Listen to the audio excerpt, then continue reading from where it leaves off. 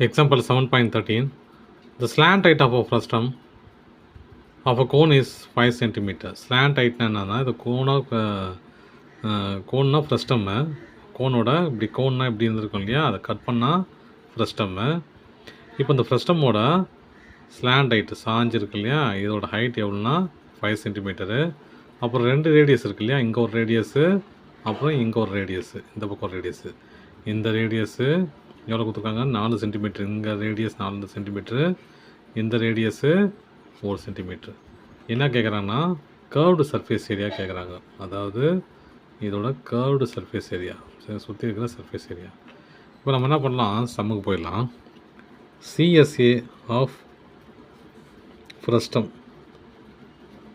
Formula என்னது, எல்லாத்துக்கும் formula ஞாபகம் வச்சுங்க. ஃபார்முலா முதல்ல எழுதிட்டு அதுக்கப்புறம் என்னென்ன கொடுத்துருக்காங்கன்னு பார்த்து எழுதுங்க. இப்போ பை தெரியும் நமக்கு, பை என்னது 22/7 இல்லையா. அப்புறம் பெரிய ஆர் தெரியும், என்னது 4 சென்டிமீட்டர், சின்ன ஆறு 1 சென்டிமீட்டர். ஸ்லாண்ட் ஹைட்னா எல் இல்லையா, எல் ஈக்குவல் டு எவ்வளோ 5 சென்டிமீட்டர். எல்லாமே கொடுத்துட்டாங்க. இது அப்படியே நம்ம இம்ப்ளிமெண்ட் பண்ண வேண்டியது தான், வேறு எதுவுமே இல்லை. 22/7 4 + 1 எல் என்னது 5 ஈக்குவல் டு 22/7 5 × 5, அதாவது 5 × 5, இது ஏற்கனவே இன்ட்டு. அப்போது 22/7 25 வச்சுங்களா. இப்போது 25 × 22, 225 சார் 50, திரும்ப 225 சார் 50, 0 5 5. அப்போது 550 / 7 டிவைட் பண்ணிட்டா முடிஞ்சது சம்மு. 550 / 7 எத்தனை 50, 55ல் எத்தனை 7 இருக்குது, 7 7 சார் 50, 49 இல்லையா, 49. அப்புறம் பேலன்ஸு 60.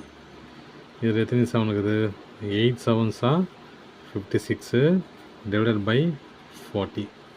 அப்புறம் 49 அந்த 0 இறக்கிட்டோம் இல்லையா தனியாக, அப்போ புள்ளி வச்சுக்கலாம். அப்புறம் எத்தனை 7 இருக்குது, 5 7 சார் 35, திரும்ப 50. அப்புறம் 7 7 சார் 45, திரும்ப எவ்வளோ 50. அப்போது ரிப்பீட் ஆகுது இல்லையா, அந்த சம்மு திரும்ப ரிப்பீட் ஆகினே இருக்குது. அப்படி தானே. 7 7 சார் 49 இல்லையா, 49. இது 10. 2 பாயிண்ட்டு போதும். இதுக்கு மேலாம் தேவையில்லை நமக்கு, 2 பாயிண்ட்டு போதும். அவ்வளோதான் ஆன்சர் கொடுத்துருக்காங்க, அதனால 2 பாயிண்ட்டே போதும். திரும்ப 0 0 போட்டு ஆட் பண்ணினே போகலாம், ஆனால் தேவையில்லை. Equal to 78.57. அவ்வளோதான் சார்.